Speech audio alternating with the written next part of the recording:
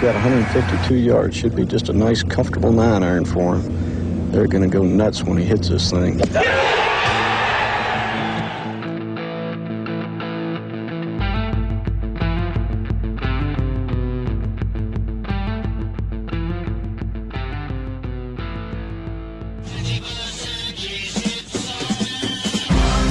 That's dirt. Yo. God, I've been waiting to say that. My name's Joe Idoni. My partner next to me, John Haselbauer. Welcome in, golf fans, to the Preferred Lines podcast. We are extremely grateful and excited to announce a new partnership. We'll talk more about that in a couple minutes. Fired up for the relaunch of Preferred Lines. Fired up for the Sony Open. It's been a big day, a big week of professional golf. John, is there anything to talk about tonight? Nothing to talk about. We've been sitting, waiting to come back and unleash all of these thoughts. And then boom, this bomb drops on us about Brooks Koepka, which we may or may not have had some inside knowledge on because of some newfound partnership connections that we'll be talking about tonight and the rest of the year. But yeah, I mean, I would say I don't know where to begin, but I know we have a structure of a whole lot to get through today. But I'm just excited to be back in the swing of things. They teased us 1 week longer than usual, not having the Century Tournament of Champions. It's too bad if it's happening in Kapalua. Seemed like it was borderline playable though, so I'm a little salty about that, but nonetheless, we kick off the season at Waialae Country Club. We kick off in Hawaii. The PGA Tour season and the 2026 year is underway, John, and we are proudly presented now by the Read the Line network and team. I'm so excited for this, dude. You and I are going to be essentially full-time collaborators with all things. More to come on that. More developments throughout the season, but they believed in us. As anyone who followed us through the fall, we unfortunately got some harsh news. We were kind of looking and searching for a new home and knew that it would come, but I'm so happy and feel like we really landed in the right spot to kind of help take us to the next level with this show. I'm more committed than ever. I'm super excited to be a part of Read the Line. www.readtheline.com if you want to be a part of the weekly newsletter that goes out. If you want to see more content from John and I all season, Keith and I are doing the TGL show before every match. A ton of really promising, good stuff coming out. I'm fired up to be with Read the Line. Let's do this, baby. Yeah, I want to add on that too. Like a lot of what I do from a research standpoint in my articles is speculative. It's reading, into the trends and stuff of like, okay, this guy's playing well. Here's what should happen this week. And the partnership with Read the Line with Keith and his team, being on the ground at the events, having those PGA connections, having the inside scoops that we've already seen come to fruition today, knowing what was coming with Brooks Koepka. We teased that out before the show even came live. It takes this show a step further from just speculating about what's going to happen to actually having real conversations with players on the ground and inside the ropes knowledge of what's going on. And I know before that I joined Preferred Lines, that was always something that I look for in my research process is like, who knows what's happening and who's speculating what's happening. Yeah, the connectivity essentially directly to the PGA Tour. I hope you guys caught along to the breadcrumbs we were dropping. Of course, we had to kind of keep the lips sealed, but we tried to give as many hints as we could. But super excited about how that all played out. Fired up be a part of the Read the Line team as well. So much awesome and great content, and the possibilities I feel like are truly endless. Great to see you guys in the chat. Wesley, Ted, Nick, what's up, fellas? If anybody's here, come and say hello. We have missed you guys. We would love to see you. And we are going to be doing a giveaway to someone in the chat later in the show as part of the new partnership with Read the Line. I'm fired up, John. John, let's just get right into it. Let's bury the lead for just a second. Like, I've been chomping at the bit to talk about this all day, but let's start in Hawaii, right? No Century. We get Kapalua this week. There's been rumors of the PGA Tour essentially killing the Hawaii swing. I think Harris English sort of leaked it at the RSM Classic and kind of talked about a restructuring of the PGA Tour season where Brian Rolap, who is moving mountains in his first couple months as the new PGA Tour CEO, has alluded to the fact that the tour season may shift in a schedule to starting after the Super Bowl. That would, in effect, sort of relegate both Hawaii events, the Century and the Sony Open, which we both love, to either face elimination or move to some sort of a hybrid play-in schedule, maybe possibly a Korn Ferry affiliation there as well. I love these two events. I think it's a great way to start the PGA season. I'll be sad to see them go, but I understand the direction and the reasoning behind this shift that the tour CEO is possibly looking to implement as soon as next year. Yeah, it's not completely out of left field. We know, even with the at Torrey Pines with the Farmers, they started to move that tournament Wednesday to Saturday to avoid NFL competition. Now they're taking that a step further where we're just going to avoid the NFL season entirely.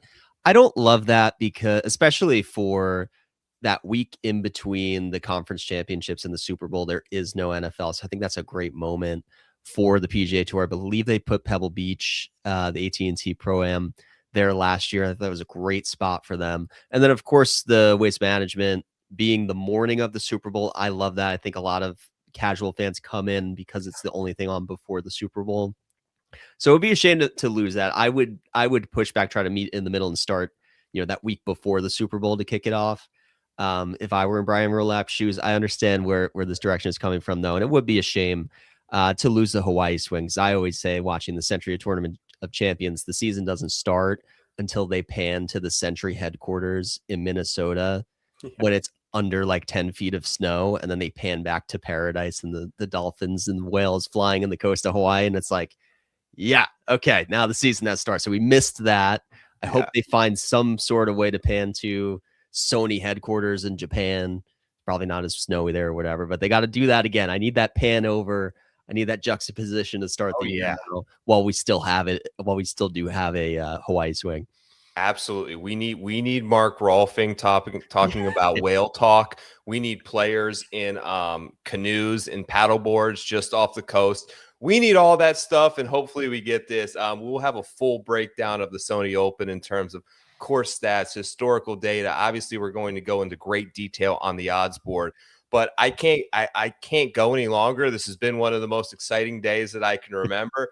He's back. We knew about it. We're so excited that Brooks Koepka is just an absolute maniac for attempting to do this and come back and take all the money, get his brother the family deal, tell them he's going to retire, sign back up a week later, and immediately get reinstated. Before we talk about like the impact, let's go over some of the facts that were released, John, in the deal.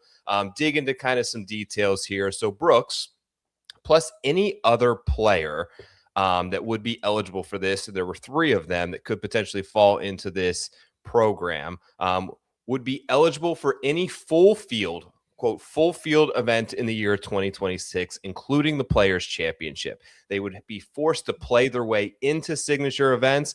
They cannot take sponsor exemptions. Players participating are required to make 15 PGA Tour starts. So you take into the fact that he's not currently in any signature events. He can't make sponsor invites. He's going to have to play a lot of the run of mill. We probably see him at the COG even this year. He's going to make a lot of action in terms of trying to get himself into those signature events, I'm sure. Immediately eligible as well for the President's Cup and TGL. Positive news for Jupe Links. An important piece of getting this vote passed by the players, in my opinion, is any player participating in this program does not take away playing opportunities from other players previously in the fields. Those fields will be expanded, and one more player will be added to that field to any tournament that Brooks Koepka wants to play in for the year 2026. Your reaction to the news, John Hasselbauer, as it broke live, as we heard about it, as things have unfolded and some of the facts came out today, what are your thoughts? Yeah, I mean, we're moving mountains for Brooks Koepka, and we should. I think that's my takeaway is whatever it took to get this done, we got it done. And it was still done in a way that was fair to the membership by expanding the fields. I'm sure that was going to be one of the pieces of pushback from the membership. We're going to let this guy in at the cost of us trying to get our own cards. Yeah, I'm sure they didn't like that. So no, we're actually going to increase field size so more people can play. It has to be like divisible of 3. So he's not playing as a single. So it might be actually 3 spots that they add to these field sizes, which I think is awesome. And you're getting Brooks in these events like the COG that are not signature events, which is actually addressing something that I think was wrong about the signature event model, effectively killing the events in between them. So now they're going to have a little bit of steam. Who knows? Maybe Brooks, by playing, makes other players who are elite want to play in those events too. We'll see about that. He was going to be super active on the Florida swing anyway, just knowing that he didn't want to travel very much, maximizing his time at home in Florida. So everything's great for Brooks. I think the other moral of the story here is it pays to be a first mover. He was he was in that first wave over to LIV. He got paid. He was the first one to say, you know what, I'm going to come back. He got what he wanted exactly. Brooks is an anomaly in many ways. He was not a team guy. He was never repping Smash GC merch. I know that had more to do with the Nike partnership, but he made no efforts to promote that team. And if you're not actually going to buy into this team model, then it really is just like a traveling circus. That's, embarrassing from a competitive standpoint. If you have to, carry this banner for Smash GC, you don't actually care about it as much. And all the while, Scotty Scheffler continues to rise up world golf rankings and be the guy that everybody talks about, and you start to be forgotten. So it's not a shocking move to me that Brooks came back. We'll talk about some of the other prospective players who may follow him or may not. But I think it's a great day for the PGA Tour. It's exciting news. It's great for golf fans. We're going to get to see a whole lot more of Brooks Koepka. Yeah. Needle mover, to say the least. Those who are fans of this show understand my affinity for Brooks. I understand he rubs a lot of people the wrong way. But I will say this. In terms of the other players who stayed on the PGA Tour, it became very clear early on that he did not rub any of them the wrong way. And I think him being first obviously sets a precedent, but I think he was the important piece of the puzzle that created this connective tissue back to the PGA Tour, because he's not a guy that took shots on his way out. He's not a guy that sued the PGA Tour. He's not a guy that was a total disruptor other than the fact of making this move in general. In terms of when, how he made comments before, how he had no interest in it. Things changed, obviously, there. What's the locker room like for Brooks Koepka that he walks into at Torrey Pines there? Do you get the feeling there's going to be backlash from some players who say, you tried to devalue the league, you took the money, you disrupted everything that we had going, and now you want to waltz back in the door, generationally rich, and play any field that you want? Do you think there's that sentiment from some guys?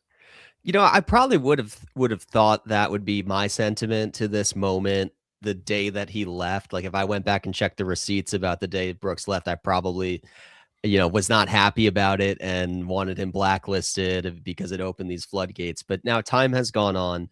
And I would say of the elite players on the PGA Tour, they probably miss Brooks.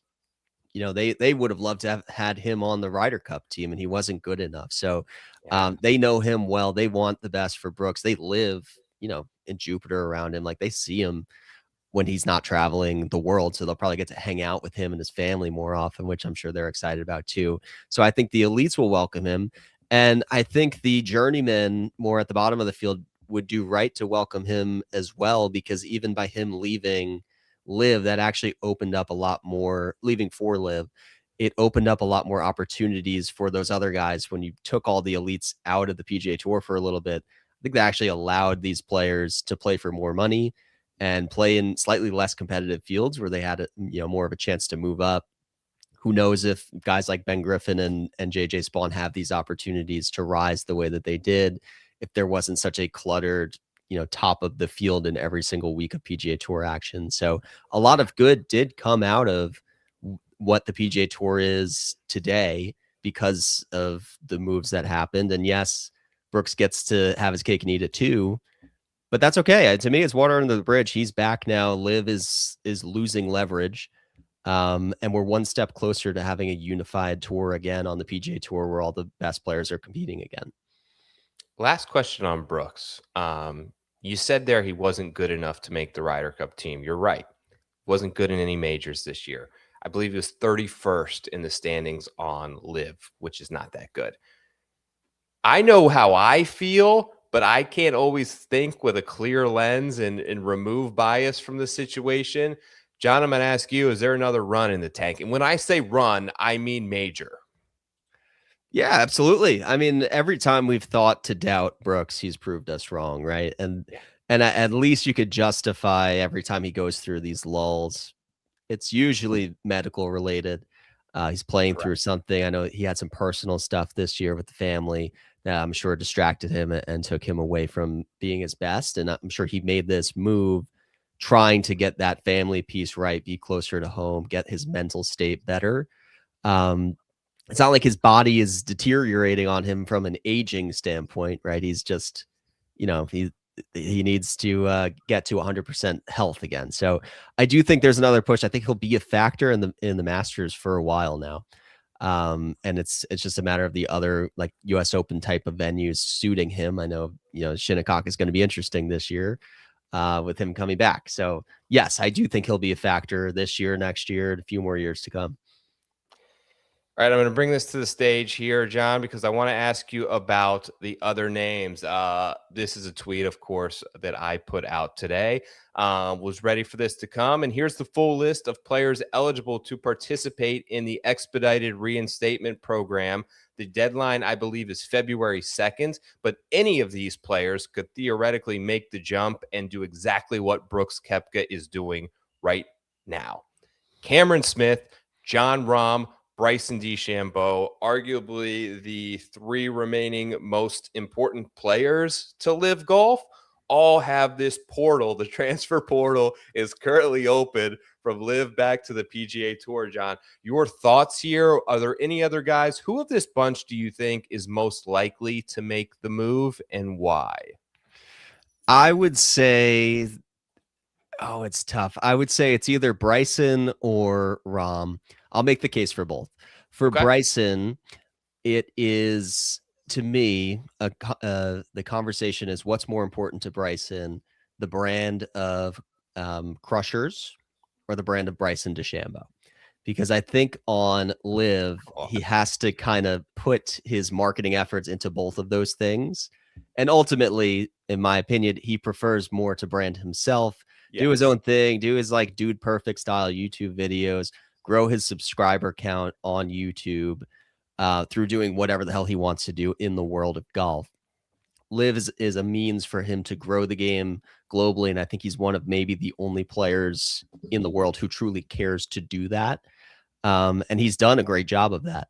I think I would, champion him for everything that he's been doing so far on LIV in making the game of golf accessible globally with the YouTube videos. So for him to come back, it's going to require some degree of bending on the YouTube licensing issues that plagued Wesley Bryan and Grant Horvat. Can't record while you're playing. Like Bryson's going to want to do that. And if you're Brian Rolab, I think you would do well to bend on that, allow Bryson back. That's not the worst terms to go down on. Let him produce content and be a lightning rod that brings eyeballs to your tour and not the other tour. So that, I think, is a decision of how much ball is Brian Rolab willing to play. With Jon Rahm, I think it's less likely because he has more years left on his contract. He would be giving up a lot more money to say, you know what, never mind, I don't want to do this anymore. Yeah. I think he's wired exactly the same as Brooks Koepka is competitively, and I think it eats away at him every single day to watch. Again, I'm going to say it again, watching Scotty Scheffler and Rory McIlroy go 1v1 on the other tour. Nobody can beat Scotty Scheffler, and you can't do anything about it because you're just watching it from afar, and you only get 4 times a year that you can compete against Scheffler. As a competitor, you have no chance to ever be world number one if you're on LIV. I know that bothers Jon Rahm. So I think that would be something to monitor, you know, if that's really eating him up and he has a deal and a chance. I think it's unlikely though. I think he's too early into the LIV contract and he needs another year to see if he could work it out, maybe use this as leverage and get more money. But I would say Bryson is the guy that I think is closest to potentially leaving. What do you think? I agree. I think Cam Smith is relatively happy there. I think that he would enjoy the opportunity, but I think that he loves the fact of having the events over there in Australia and the freedom that it gives him personally. I agree with you on everything you said from a competitive drive standpoint from Jon Rahm. I just think that his contract being signed at a later point may have more sticking points that would potentially prohibit this.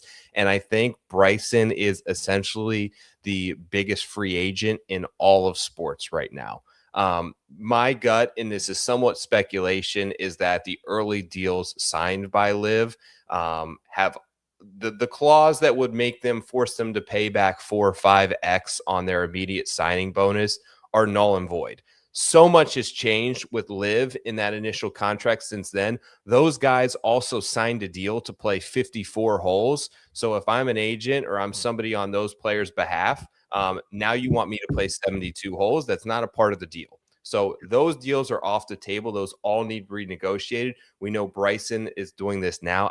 My gut tells me Bryson is self-absorbed enough he would have wanted to be the first one. And probably now that Brooks has done it is maybe less likely. But if I'm him, I'm walking into Scott O'Neill's office and I'm demanding an outrageous sum of money that may make me the highest paid athlete in the world. And he just might get it, John. Yeah. I think they're going to give it to him and they're going to break because he leaves and the entire operation is at jeopardy of folding very quickly. Yeah. I mean, you said it. I mean, for whatever respect we want to give LIV as an organization, it hangs in the balance of Bryson DeChambeau right now, how viable it's going to be in the future. And they do have unlimited wealth, more or less, to give him. And Bryson knows that. So, you know, it's just, you throw precedent out the window. It doesn't matter what you gave Jon Rahm anymore. It doesn't matter what you initially gave DJ and Brooks anymore. It's like, if you lose Bryson, it's over. Unless you give $1 billion to Xander would be the response or something. I mean, that's not going to fill the shoes, right? Yeah. So, I mean, I don't have the numbers to say Bryson is responsible for attracting X number of eyeballs, X number of subscriptions, merchandise sales for Crushers. But you and I both know when people talk about LIV, they're always talking about Bryson, and maybe a little bit of Brooks. They're not talking about Cam Smith. They're not talking about DJ. They're not talking about Taylor Gooch winning a couple events. I'll give Joaquin Niemann some credit, but the PGA Tour is not bending over backwards to bring Joaquin Niemann back either. So they're basically saying you can have him. You can have the South American audience. You've cornered that one. Good on you. But we want Bryson. We want Rahm. I guess they want Cam. I don't know if they actually want Cam. They threw in the players stipulation in there. It's not just you have to be a major winner to be a major or players winner. So I think that was actually intentional for Cam, but I don't really see what value Cam is bringing to you right now. So it's really all about Bryson. Yeah. This was put across the desk of Tiger Woods before it was enacted. And as the most important voice in the room, it was thus signed off on by him. So I will say, I don't think there is any coincidence that the cutoff was 2022 and the Tiger v. Phil rivalry is alive and well. And there was no way that if he was passing this through to the rest of the players, that he was giving the opportunity for Phil Mickelson, after all that he did to disrupt this, to come back in the door. Those are the 4 guys. That's the big news of the week. John Hasselbauer, besides us, joining up with the team at Read the Line. You ready to talk a little Sony Open? Let's do it.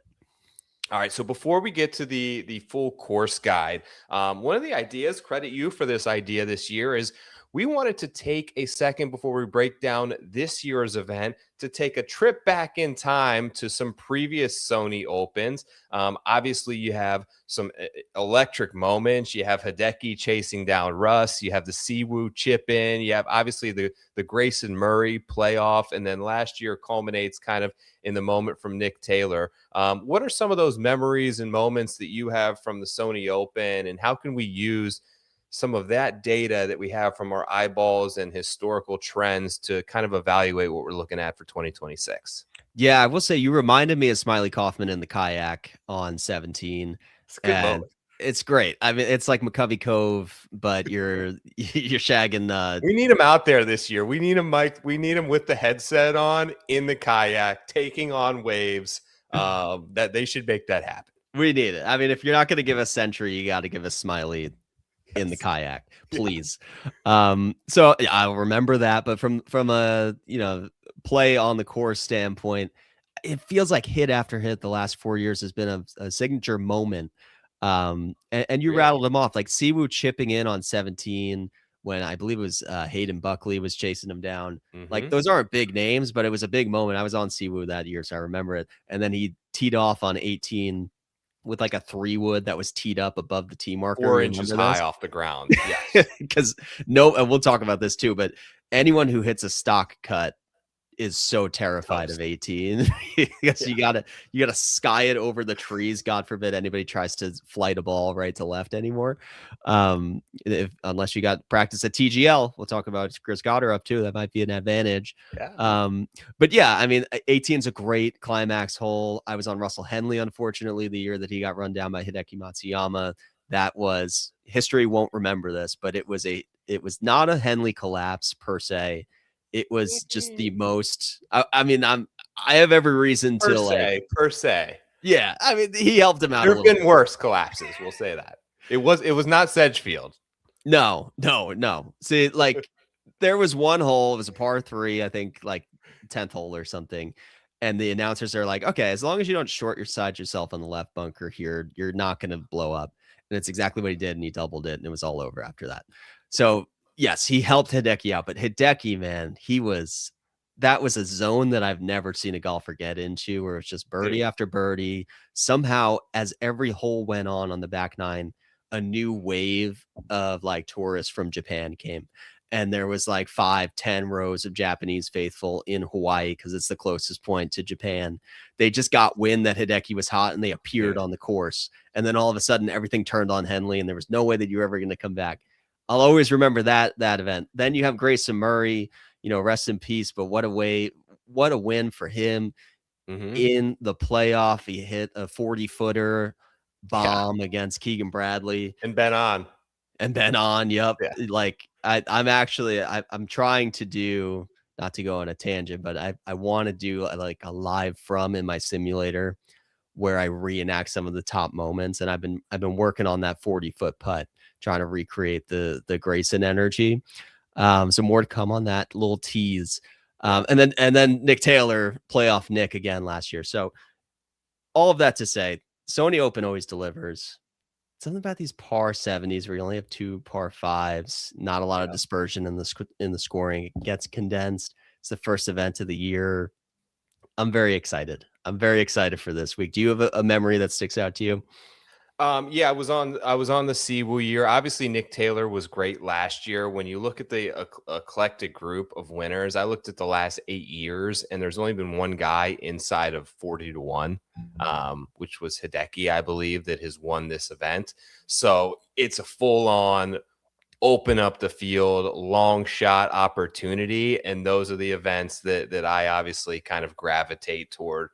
From that perspective, I'm going to just pull up just some of the data here from last year in Nick Taylor. It may be tough to see in terms of his path to victory, but really led the event tee to green, 4th in approach, top 30 and off the tee, and putted just well enough to hold off your boy Nico there down the stretch. JJ Spawn made a nice little run. Keegan Bradley had a nice tournament as well. We'll talk about some of those names later, but obviously led the field. Tee to green, form was nothing special coming in, I wouldn't say. Would you agree with that, or was there a lot of stickiness there? No, form was nothing special. So I think the takeaway on that is sometimes you just throw form away when it's the very first event of the year, or I mean, it's the second event of the year, but a lot of these guys weren't playing the Century. So for much of the field, it is their first time picking up, competitive rounds in 1, 2, 3 months. So form from late October isn't very relevant anyway, right? So that's a piece of it. Nick Taylor was T11, T7, T7 his last 3 appearances. So this was a pure course history play for anyone who was on him last year.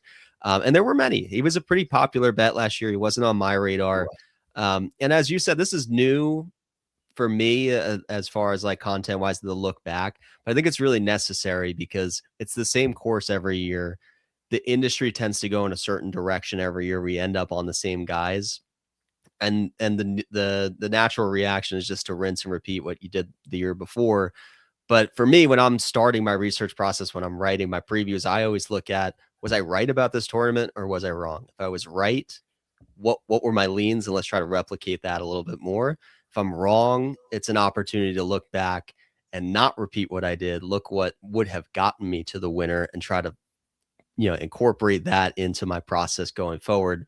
So for me, the takeaway from watching Nick Taylor was jack up that course history a little bit more, not only because of the course fit, but because of the readiness to start your year in Hawaii after a long hiatus. That's not for everybody. Some of these guys are rhythm players. They need momentum. They need to get in a run, and just coming in and shaking off the rust in paradise isn't for everybody. They might be sipping some extra Mai Tais or something. So There was always that the was narrative too that you had to play Century to play well at Waialae. Yeah. So that narrative's out the window. There's so many variables in play here. John, let's dig a little bit more and bring up the full course preview and kind of what we're looking for as a guide for 2026.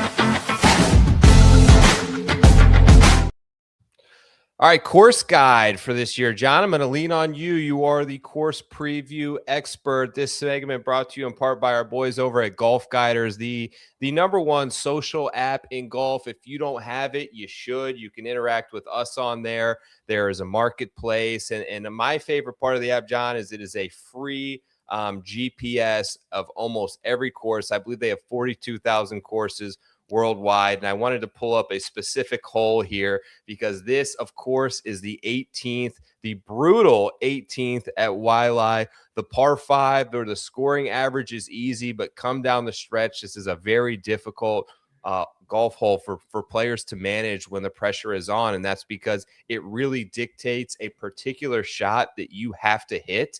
And you have to hit it to a certain area to get there on 2, because that bunker just to the right of this landing area or to the left of this landing area make the second shot very difficult, and that third shot from like 90 yards. I mean, how many times do we see people not get up and down in big moments from 100 to 50 yards there? Got to go for the green in 2 and give yourself an opportunity here. John, your thoughts on the 18th at Waialae presented by GolfGuiders? Yeah, this is home of probably the greatest 3-wood ever hit by Hideki in that playoff against Russ, where he flagged it from like basically right where this arrow is, like a 260 right on the pin. So this is, I love a forced trajectory hole, and that's what this hole is supposed to be, where you really should be hitting a right to left shot off the tee to put yourself in position to score and get there in 2. Obviously, guys have gamed the system and try to go over the trees, but you can't really cut off an angle here. So you have to really do what Siwoo did and like just get it higher, which isn't great for you either. So ideally on the 18th hole, you're hitting a tight draw right to left that's putting you past the left bunker, but in front of the right bunker. And then if you can do that, especially as the week goes on and it dries up a bit more, you get a little bit more rollout, then you can get here in 2. There's a huge collection area in the front right of this green that, I've seen Russ Henley stumble on that one as well, as I've sweat him to win outrights and first round leaders alike. He just can't seem to get this one hole right. It's the boogeyman for him. But this is it's a great hole. I love it. Not all par 5s are meant to be gimme birdies. This requires 2 really good shots or a really good, like difficult touchy flip wedge to get your birdie here. So love this hole, very memorable, great finishing hole. And just to go overall for Waialae in general, short course, about 7,000 yards, Seth Rayner Classic. We're on the coast, short and Bermuda. So there are some pretty good comp courses that come to mind that we actually saw at the tail end of the fall swing with Sea Island, Port Royal of the Bermuda Classic. Those are all on the coast, heavily wind exposed Bermuda courses where you don't need to drive it far. There's really very little advantage to driving distance here. You can't really overpower this course. It's very angular. You're hitting some layups off the tee into mid iron. So that 125 to 200 range every year is crucial. Not so many short wedges into this, into the greens on this course. So really, if you focus on those mid iron 125 to 200 yard approach players, you can really narrow down the player pool pretty well here. And yeah, driving distance, not super important. One thing that stuck out to me when I was looking back at Nick Taylor and just the top of the board last year on BetSpurts in the rabbit hole was this tendency to miss right was much more advantageous than the tendency to miss left. Yes. Anybody who was missing left throughout the event was not at the top of the leaderboard. Anyone who was in the fairway predominantly and then their misses were right, those guys were all at the top of the leaderboard. So when I comb through the stats and I try to unpack, looking back, like how did this happen? What was the formula to win here? I see somebody who can pound fairways or have like maybe a cut shot that just drifts off, like your comfort miss is a little bit overcut to the right. That's the type of player I want to look for this week. And I think the course history kind of supports that when you think of like a Russell Henley, Webb Simpson. These are all like accurate guys who do sort of play a cut too. So that's what I'm sort of looking for. And then the last thing I would say is scrambling. You do see a lot of good short game rising to the top here. That's how Siwoo got it done. That's Cam Smith for sure. Justin Thomas, Ben On, even in that playoff last year. He's always played well here. Only reason he's not here is I believe there's some speculation he might be going to LIV because I didn't see him Korean Golf Club. Like, that's a little odd, but that makes sense now if he has chosen to take Siwoo's spot. I know Siwoo was their first choice and he said no, so we might have Ben On going over there. But yeah, that's the preview for me. The short of it is drive it accurate, mid irons, scrambling, Bermuda putting. 100% agree. I think that last year I think that I maybe bought into some narratives possibly that I heard where there was a new way to play Waialae, and the longer hitters, you can kind of carry some of these forced dog legs and give yourself a big advantage in terms of having a short wedge in. But I think ultimately, the more I dive into the data, it suggests differently for me. Accuracy is still the number one priority. The penalty for missing a fairway is a little over a third of a stroke, which is very penal by PGA Tour standards. I think it's not that the rough is difficult, but it's that gnarly Bermuda rough where you sometimes get flyers. It sometimes comes out dead. The greens aren't overly big, and it's a difficult scrambling course. Like, you just have to hit greens in regulation, and the way to do that is hitting it from the short grass. You mentioned the amount of shots, nearly 70% of shots come from 125 to 200 yards. So that's a great note there. I like aggressive players. Like, there's something about winning and that mentality. Like, Nick Taylor is a very aggressive player when he gets himself into contention. Siwoo's a hyper aggressive player. Justin Thomas, Cam Smith, Hideki. I mean, you mentioned that Hideki round, and I did the draft, by the way, with Mayo, where we had 10 people that go through it. And Alex Blickel drafted, I believe, Hideki, and he brought up a point where he was like, when Hideki is firing, like, you think there's no way Hideki won't win every golf tournament. Like, the guy goes nuclear to a different degree when things are clicking for Hideki that it looks like, oh my God, this guy is the best player in the world since Tiger Woods. And then there are just these drastic fall offs and cosmic waves in between. But some of those players that are just hyper aggressive when in contention, and a lot of that comes down to the ability to stay trying to make birdies on the greens. When you start to get conservative and defensive is when you start to make misses. You have to hold putts from 8 to 15 feet in that range that's sort of just beyond expected make range, you've got to make those putts. You've got to probably shoot 5 under every day unless the wind conditions dictate otherwise. But so many variables in play here. You have players going through massive equipment changes. You have guys working with new coaches. You have guys that we haven't seen in 3 months. You have guys, who we really don't know how the weather is going to impact this week, whether it's going to be rain or we get those sort of coastal winds. I really like veteran players on this golf course. Look, there are some spot that the rookies and these big names, the Wrightons and the Kiefers and, the Brennans and these guys can probably show up to Torrey Pines South and play very well at 7,700 yards. This is a tournament where the course history is predictive, and guys that come in here with a game plan and understand the nuances, like you said, about missing on the right side of the fairway are the guys that repeatedly have a lot of success at Waialae. Yeah, 100%. I should have mentioned that too. You touched on it. Outside of Augusta National, Waialae ranks out as the most predictive of course history going forward in the future. So if you have good results here, you're more likely to repeat it at Waialae than any other course aside from Augusta National. So definitely a place where veterans can do well. And again, you take out that need for speed and distance, and that is conducive to more of your veteran style of play. I think it was here that Jim Furyk broke, shot 59 as well, right? JT shot 59 here. No, Furyk wasn't here. Oh, that was the Travelers. Some veteran went Justin low. Thomas, 59. Yeah. So, I mean, you can do that. I mean, there's only 2 par 5s, so it's not really what you would think for a birdie maker's course, but you can get birdies and eagle looks on those par 5s. And if your irons are hot and you're hitting fairways, then you can make a birdie on any of these holes. Great field this week, great course. The cutthroat nature of the new age PGA Tour has given us a great field this week. Let's take a look at the odds. We know we covered the news, we covered the course. Let's make some bets.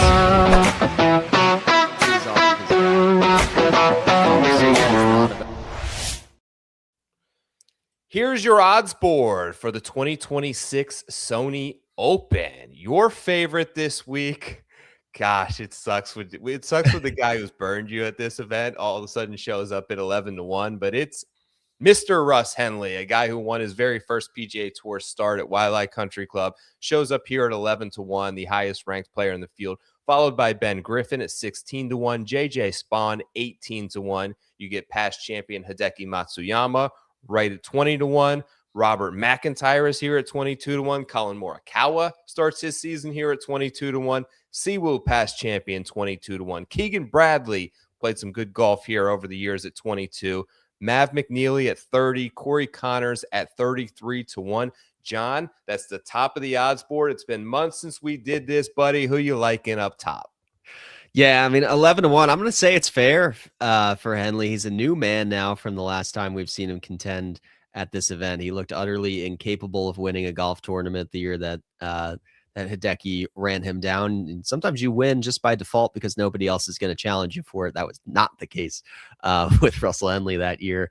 The great inevitable is Russell Henley at this event. T10, T4, second, T11 over the last 5 years. So he's always in the mix. I'm not betting it at 11-1. Might actually consider a first round leader bet on him because he just plays this course so well, and he has gotten off to a hot start. I know I'll be eating not a great number there, but it might be a decent hedge. If Henley is going to burn me and cross the line this week, then maybe I get a little bit of exposure that way. Looking at the rest of the top of the board, Griffin hasn't played this event great, and it is this sort of week where if you have not had a good result at this event, you've played it enough times, I don't know if I want to pay up that premium, even if he's playing the best golf of his life right now. It's more to me about, are you ready to get back on that horse after not playing for months and starting over again in a completely different time zone? So it's probably a pass for me on Griffin. I do understand the Spawn play. Having him shorter than past winners like Matsuyama and Siwoo and someone like Morikawa, I don't really agree with that. So I don't love the number on Spawn. But the guy that I haven't bet anybody yet, but the 2 names on this page that I am gravitating towards are Bob Mack and Colin Morikawa. I'm Interesting. curious, before I give my case, are you on the scent of either of those guys? Yeah, so the three names at the top, I'm intrigued by this year. Russ, Griffin, Spawn to start. I don't know which one of them has the best 2026. I think they all just had the best year of their career. I would expect some regression there. I tend to lean toward JJ Spawn as actually being the player that I would expect kind of maintains that form or is most likely to, in my opinion. But it's interesting that you said that because I'm torn between the exact same two players, and I have it written down here. I expect big things out of Bob McIntyre. I think that he is the better player at the moment than Colin Morikawa. But if you zoom out a little bit, I think this is a decent buy low spot for Morikawa and a near perfect course fit for his skill set and ability. Emphasis on playing for the fairway that we talked about. Statistically, believe it or not, very tight short game on Bermuda grass. Tightened up some of the iron play late in the year that was nice to see. All that to say, I still believe Bob has incredible upside for the year, and I tend to gravitate toward players with a killer instinct that I think the intangibles that McIntyre brings in that department. And I weigh those heavily in an outright perspective, especially. But all that to say, the guy that I have taken at this point is Keegan Bradley. Yeah. Exceptional course history at Waialae. We talked about the stickiness there. 4 finishes inside the top 12 since 2020 here. Playoff loss that we talked about to Grayson Murray in 2024. He's only lost strokes ball striking once in 8 appearances here, and he averages over 8 starts plus 4.3 strokes game ball striking. Something about understanding what this course asks of you in great detail that you nailed as part of your course history. And I think it's a spot that kind of lines up for Keegan Bradley. You know, Keegan Bradley's interesting, John, because he had an insane year with all the extracurricular stuff going on outside of him. But his best statistical year in terms of strokes gained as a professional player was last year. So he got better despite all of that, much less on the plate this year. I think that he's still got a lot to play for and still in really good form. And this is a good course where he understands the assignment. Yeah, no, absolutely. I love the Keegan take. He's a generally best putting on Bermuda too, being a Florida guy now. Yeah. Not naturally a Florida guy. He claims a lot of regions in the country, but he's predominantly a Bermuda guy now. He's always played well in this event, and course history is super important. That's what I like about Morikawa. He's had those results here. And what I like about Morikawa too is he plays the Century well, which is essentially what I'm looking for in that, like, can you start off cold and just immediately heat up? Yeah. He hasn't won the Century, but he's always a factor in that tournament. Yeah. He has roots in Hawaii, I believe. I believe he has family here. I know when he plays the Century, maybe it's more of a Maui connection, but it's Right. very important to him playing in Hawaii. I know that of Morikawa. So he's not just showing up to show up. I think he's motivated to play well here. And like you said, this course just kind of accentuates everything that he does great. He's going to play out of the fairway. He made improvements on approach. I don't know what to say about his putting. I don't know. You never know about his putting. I think last time he contended at the Century, he switched to the claw pencil grip. Nobody knew about it. Nobody reported it. And then he led the field in putting, right? So you just don't really know with Morikawa what you're going to get. But 22-1, I'm okay to take that price. And the other thing I'll say about Bob Mack, he was top 5 last year in strokes gained tee to green at this event. Wasn't a factor in the event at all because he had one of his worst putting performances of his career. I don't expect that to continue. I don't expect that to repeat itself. But the tee to green performance is sustainable, and he's a better version of himself now after going through that gauntlet, nearly winning the US Open and having a great season, launching into the top 10 world golf rankings now all of a sudden. I think it's a good number on him. Not a links course by any means here, but it is coastal, and there is some importance to being able to flight the golf ball beneath these coastal winds. And we know that Bob Mack, Scott, can do that. He's successfully done that at Scottish Open every year. So I'm leaning towards those two guys. not much interest in McNeely, not much interest Oh, we in have a Connors. friend joining the program here. Tell us who this is. Yeah, I accidentally trapped our new kitten in the office. I thought I let him out, but this is one of 3 cats we have in What's the his household name? since the last season. This is Crumpet. Crumpet, welcome to the program, Crumpet. Welcome to the Read the Line and the Preferred Lines family.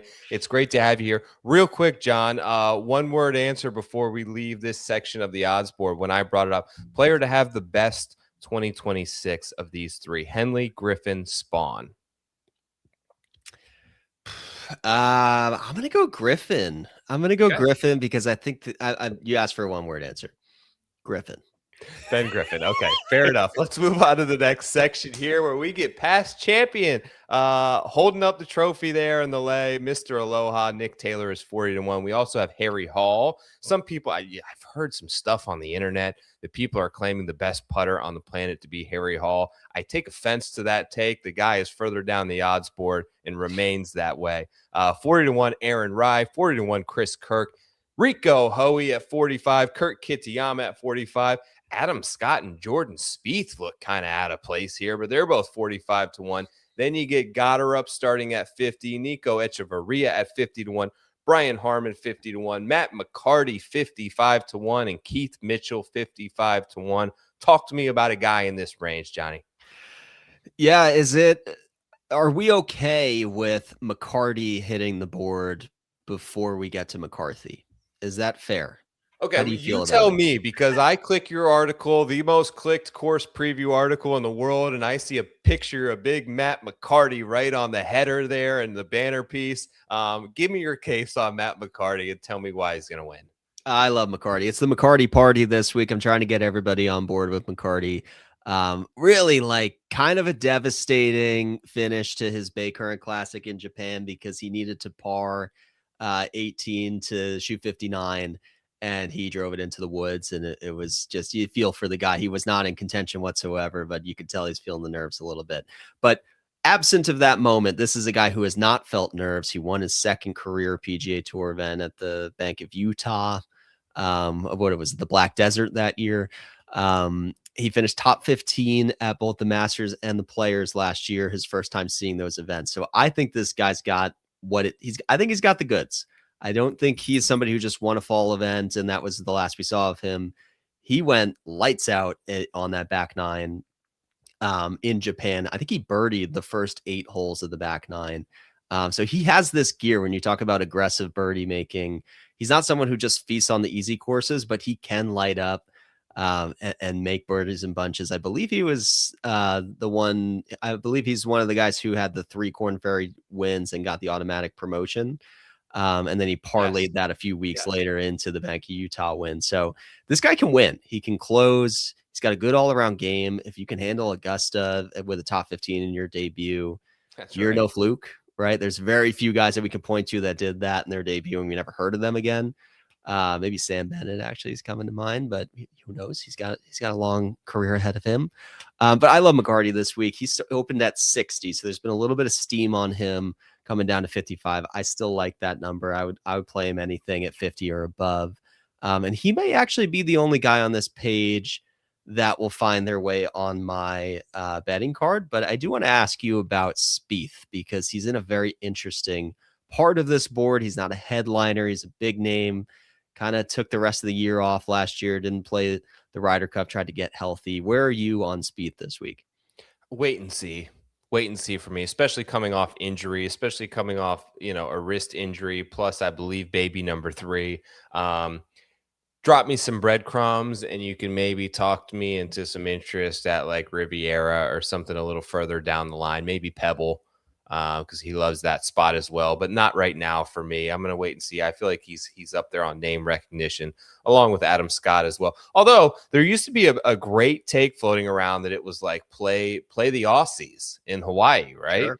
Wasn't that like the Leishman thing and the Cam Smith and the Jason Day thing? So maybe Scotty coming out of nowhere here. I'll say this, watching a couple of TGL matches, I'm like over the moon a fan of Chris Goddard right now. Sure. I can't bet him here.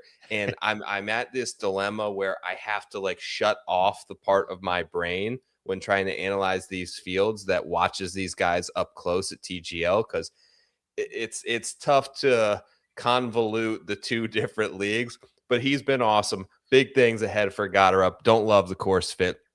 I'll join you on the McCarty party just because I love when John Hasselbauer has a conviction take, and I just can't not be a part of it. But Wes here nailed it for me. Sure. Let's bet Aaron Rai. Let's bet Aaron Rai here at 41. I thought about getting Kirk teased once again because I love his little tight draw that he plays. I think works great at this course. You know, has had some fond memories in Hawaii over there as well with the win at the Century a few years ago. But I just love the course fit for Aaron Rai. I realize he stunk it up at the Hero in the Bahamas a few weeks ago. But if you kind of look a little bit beyond that, he played 5 DP World Tour starts since the end of basically the Tour Championship last year. Third at the BMW, really strong finish in a loaded field. And recently, as of November, just won the Abu Dhabi Championship, where the guy gained an outrageous 9 strokes on approach. But that's kind of what Aaron Rai does. He's going to hit an incredible above average amount of fairways. And even when he misses, John, he's really good out of the rough because he's not missing by much. I think that's part of it. So in terms of Bermuda rough, I have him ranked second in the entire field in strokes gained approach from the rough. So if he tends to miss a fairway, I still trust his ability to hit greens in regulation. I don't know if you mentioned this in the course comp, but I really do like Sedgefield as a course comp in terms of demand on accuracy, a lot of dog legs. Obviously, Aaron Rai with a win at Sedgefield. I think all of that in combination, elite iron player, fairway finder, and has kind of found this little bit of a winning edge in competition. That's my case for him at 40-1. I'm taking Aaron Rai. Yeah, I mean, definitely some correlation with Sedgefield and here, Okay, both good. short, some overlapping winners. Henley obviously always plays well at both of those courses. Webb Simpson, I think, is probably number 1 all time in strokes gained at both of those courses. So definitely 2 courses that reward exactly what Aaron Rai does. And he will, for the 3rd consecutive year, be on my first round leader card every week of the year. I'm not hopping off the train. He hit, I think, once or twice last year. He's always good for one. So we're running it back again in 2026. Are you a Rico Hoey guy? Look, I get great course fit. Obviously, we got to talk about him, the number 1 iron player in the field over the last 6 months. Knocking on that door, but hasn't been able to come through. Now at 45-1. I mean, people were lining up, myself included, I believe, once to bet this guy at like a third of the price during the fall swing, albeit against much weaker competition. But keep in mind this week that a lot of this influx in better competition maybe a little bit rusty. Rico played a lot in the fall, played really well. Is it a number you can get behind backing at 45-1? I'm not there on Rico. I'm also in the camp of weaker fields, sure, but once we get to real competition, which I would deem this, like Sony Open is not always real competition. But this year it is. And I think there's a lot of names, even if I'd see him on Sunday trying to beat Jordan Spieth and Adam Scott, I don't feel good about that. Right. So the approach numbers are great. We'll see long term, if he can really, if he has like the, mental fortitude to close this out, because he's put himself in position a lot and just hasn't gotten across the line. So it's going to be a pass for me, but I am curious to see what this year holds for Rico. We'll see what Rico's got. Keith chimed in. Someone else drafted Hideki. I forgot that was you, Keith. I should have given you more credit. By the way, note on Keith and I, and Read the Line, if you're interested in betting tomorrow night's electric TGL match live from the SoFi Center, I will be there. The first appearance of the season for Akshay Bhatia and the newly formed Jupiter Lynx. We could have another guy joining that roster very soon who was in the news today. Jupiter Lynx are on the rise this season. They take on New York Golf Club tomorrow night. Keith and I on the Read the Line YouTube channel. Make sure to subscribe to that. Have a full match preview, about 30 minutes long. We go into great detail for everything to know before you're betting that TGL match. We're doing them before each match. Do us a favor. Go over there and just sub to that channel because we're moving there anyways. Read the Line on YouTube. Take 5 seconds. Go do that right now. And I will shift to the next slide. 1, 2, 3, 4, 5. Crumpets? Is that Crumpets? Did I get it right? Yes, sir. I remember it. All right, He's Crumpets come is and in the gone. house. We're going to the long shot range, John, an area that has been very kind to us at Waialae Country Club over the years. Let's talk some names. You see there, I'm not going to list them all here. We get Taylor Pendrith back in action. Danny Berger, 66-1. Billy Ho is there at 70. If you're with us on the YouTube channel, you can see all the names here as we start to drift into triple figures. You get players like Pearson Cootie, Lee Hodges, Haotong Lee, Alex Smalley, Vince Whaley, Neil Shipley, Webb Simpson, Kanaya, Tom Kim, who's missing this week's Juke Links game to go down there at Sony. Matty Schmid, who I thought he was going to LIV or something. I heard somewhere, but he's back. He's in the Sony field. You know, we saw Hatton do this right before he left too, so maybe he's still on the outs. Jordan Smith, Sahith Thagala back and healthy at 125-1. John, who do you like in the long shot deep bomb range of the field? Yeah, so this might become a recurring segment, but there's once we get to the long shots, there's like the group chat bomb that I sometimes drop, which is just like, hey guys, I put $5 on this guy. If he wins, we're all splitting it.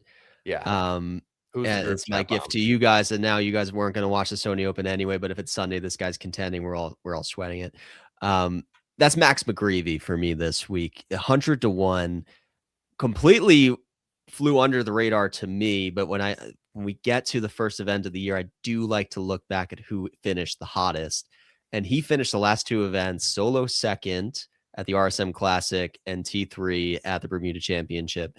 Those two events are almost perfect comp courses to Waialae Country Club. Short, coastal, wind exposed, Bermuda. And he had two of the best finishes of his career the last two events, the last time we saw him. And before that, he had another T11, T12 within his last 5 starts. So he heated up. The season ended at the wrong time, but clearly he found something.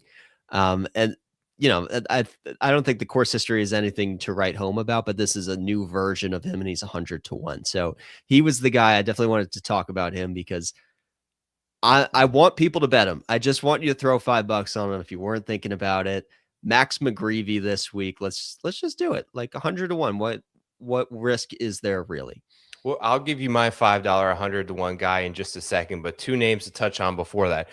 Yes, I'm on Daniel Berger. Now, this is a guy who really burned me quite a bit last season because he was absolutely atrocious and potentially had the yips on the greens.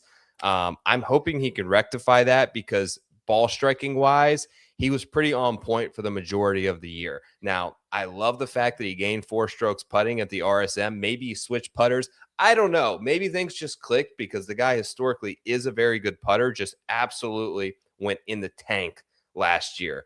He's gained strokes off the tee and tee to green in all 7 career starts at the Sony. I trust him in the wind. I trust him on the coast. I trust him in a lot of different scoring conditions, and I trust the grind for Daniel Berger. So he wants a spot back in some of those signature and big events. He's got to earn his way into the top 50. It starts with a big start to the season. And another guy at 70-1 who needs a good start to the year, veteran player who has seen a lot of Waialae, Billy Horschel.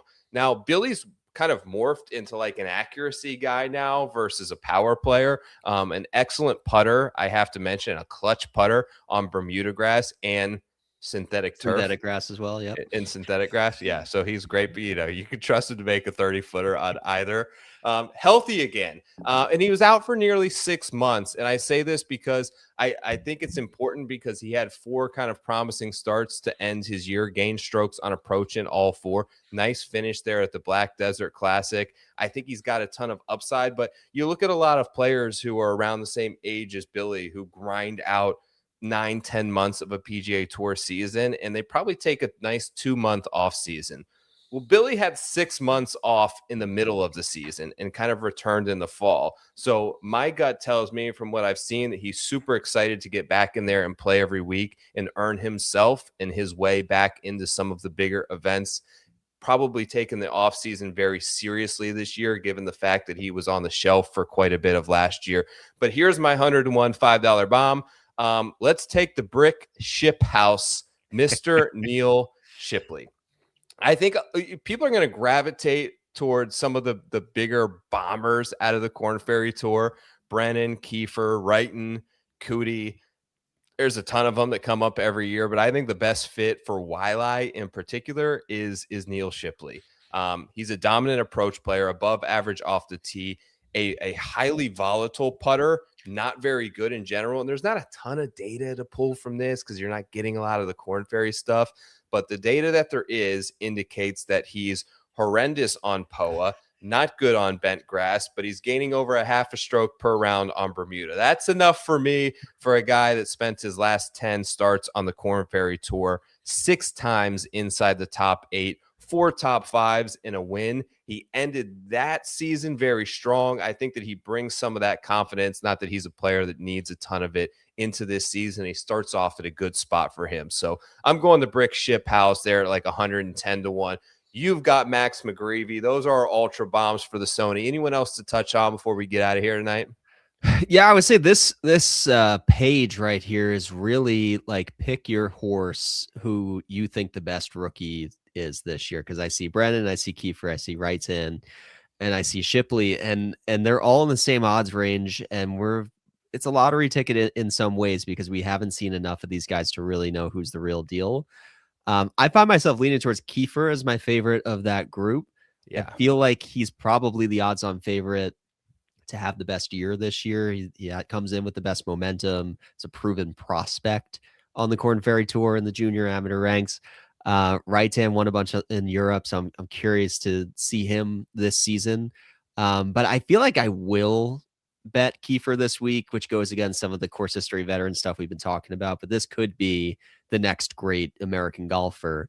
So we'll see how that pans out. The last thing I'm going to give is a 600 to 1 long shot. Give it because it's Sony week. Give the people what they need. Yeah, I mean, like it's long shot week, right? Kazuki Higa. Yep. I love Asian players at this event because I feel like they're getting their friends and family to come over. Short trip over from Hawaii, but you see Siwoo win here, you see Hideki win here, you see Ben On go to the playoff. There's always some Asian players in the mix. Kazuki Higa has played one PGA Tour event last year. It was a T18 at the Bay Current Classic. He won 3 other times last year in Asia across the Japan and Asian Tour. So this guy can win. We know he's made us something. He is a shorter hitter, so he's getting by with accuracy. That will work here. I don't believe, he's played here twice. Nothing great to show for, but he hasn't played here since 2023, and he just had his best season last year. So I think that's enough for me to get on a 600 to 1 bet. Definitely somebody that I'm going to be playing in the top 20 or top 40 market. And I'm going to leave you with Higa. 600 to 1. Smoke him if you got him. John, such a pleasure, man, to be back here doing this with you. Anyone who stayed with us through this portion of the show, I got to say that I'm extremely grateful for the response and the nice and kind messages that you have all sent. We worked really hard for this. We stressed over the last 3 months like you wouldn't believe, up till 1, 2 in the morning, sending out cold emails, putting my kids to bed and coming down here. And many times, instead of popping open the PlayStation and eating a bowl of ice cream, I just sat here at this very laptop and tried to figure out ways to make this happen and what the future looked like for Preferred Lines. So I'm so grateful to read the line. I'm so grateful for you people for being a part of this journey and the support. Everyone sees it. I hope is genuine. I know is genuine. And thank you so much to John and the team there for believing in me and trust that we have a standard for this show, and we will make sure that it's hit every single week. We will be here on Mondays at 8:30 for you. Anyone who wants to come along for this ride with us, we are so happy to have you. John, any parting words for the people before we get out of here tonight? Yeah, I mean, if Marty Supreme had a golf podcast, it would look like mostly what you have been doing, grinding and not taking no for an answer over the last 2 or 3 months. So while it was an off season for most, I know you were grinding and trying to find the best home for Preferred Lines going forward. And we really hit the jackpot with the Read the Line partnership because it's just such shared values and everybody's on the same page with where we want to take this thing. And yeah, I mean, I think we're just very serious about making this show be the best it can be and live not just on Twitter and YouTube and the podcast feed, but where else can we take this thing? So this is the first week. We're super excited to get those bets in again, open those accounts, hit that 601 on Higa. But more excited to just have this constant, Monday to talk golf and chop it up with you.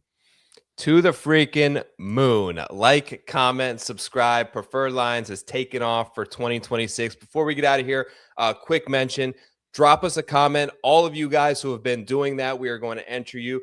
Tell us something about Brooks Koepka. Tell us something about who you think is the next LIV player to come back to the PGA Tour. Tell us who you think is going to win the Sony Open. Anything gets you into a drawing. We're going to give someone an annual sub to Keith Stewart and all of our content for the entire year over at Read the Line, as well as send you some swag. Let us know you were here, people. Subscribe to the channel. Tell a friend. It was an honor to do this show for you. Until next Monday at 8:30 p.m. On behalf of John Hazelbauer, I'm Joe Idoni. This has been the Preferred Lines Podcast. We're out. Peace.